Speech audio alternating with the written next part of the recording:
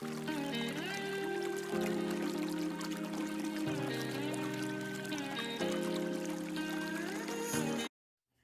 yo, yo, what's up, my feudsters? What up, feud family? I know it's been a minute since the previous upload, but life gets in the way, guys. It's just how things go. Well, we'll be back into the flow of things, I hope so. And yeah, we're continuing with our One Piece series, and the music in the beginning is relevant. I hope you can guess before we get to the ad break. As always, we starting off with the rounded cube, and we're gonna block out our character. Y'all know this process by now, and if you don't, go back to our Frost and Luffy sculpts. Check out the other videos in the channel, and you'll pick up on all of these things. Here we'll just be going having a little bit of walkthroughs. I'm not giving as much information. And by the way, if you want to know the ins and outs of sculpting a human character, I've got some little extra bonus stuff for those that subscribe to the Buy Me a Coffee page. Fill up my cup, my people. I would greatly appreciate it and appreciate the support. And yeah, I hope you guys love this video.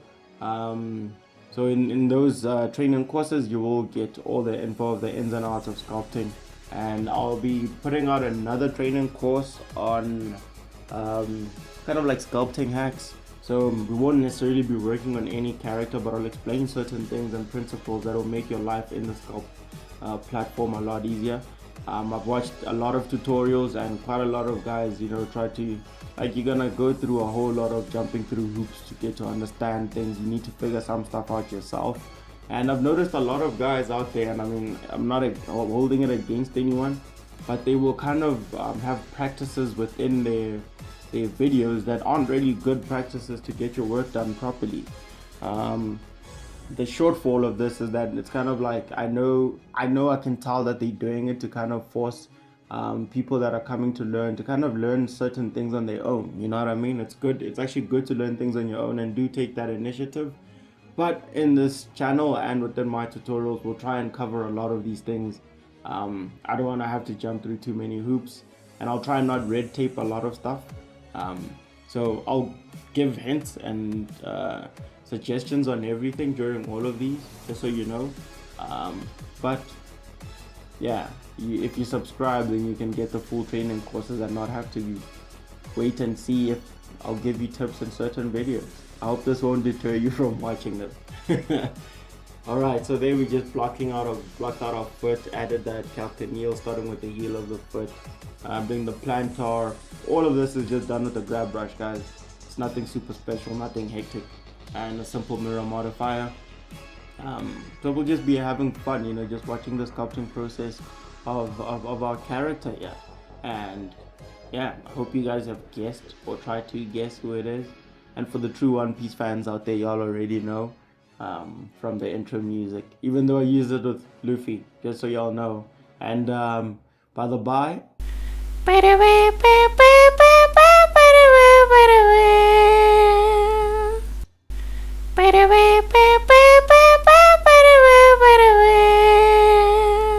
sorry there, got interrupted by that lame ass ad. They keep repeating, I'm not sure why. Whoever's freaking the editor of these things is a dumbass. I'm kidding. You're a genius. You're a talented genius. Alright, so here we just finished mirroring, and we're remeshing as always. Try to get as low poly as possible, adding some subdivision in there so we can start sculpting in some detailing. Nothing super special, nothing super fancy. It's a cool way to work, but this is the new method. If anybody that's been sculpting for a minute or has learned from older tutorials, anybody who's familiar with the older platforms of Blender, y'all know that dynamic topology is how we used to do this.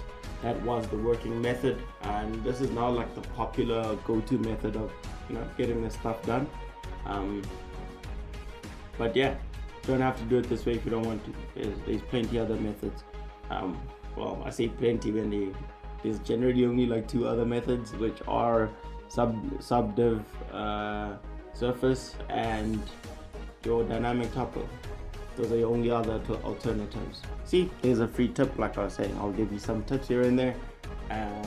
But with the training courses, you will get everything, and it will be kind of like you'll be bombarded with a lot of information of, what are the best methods to go about things and the best way to execute your sculpts in terms of anatomy studies. There we go in depth. We go full on. You will know the names of all these parts, and you know what? Anybody that you're looking to hire you within your videos, if you're making your own videos as well, this is knowledge that you can show off with, because I know in general PMs of studios look out for this kind of stuff. They look out to see, okay, obviously also recruiters, not generally PMs, but they look to see if this person really has a grasp of anatomy, of the general functions of muscle structure, and if you can create a character that will look well balanced, from understanding that a body needs to be designed in a certain way for it to be able to function in a certain way. So then the way your character moves, the way it functions, the way they will look in a pose, it must look believable, unless if the aim is to kind of make it look impossible. So yeah, you'll learn useful stuff like that.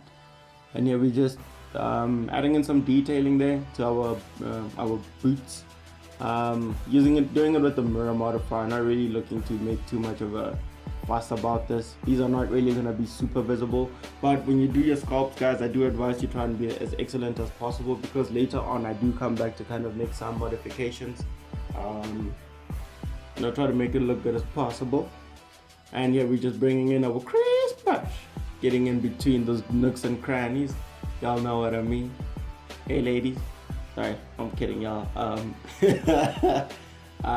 Yeah, just masking off a little bit there, adding in some of that detailing for the boot, a little smoothing out, fixing the little roughing out areas. And with Zoro's boots, they generally look like they're made of cloth, so it's good to work with it this way. Especially how they're drawn in terms of the 2D, obviously. I don't think there's a 3D version I know of.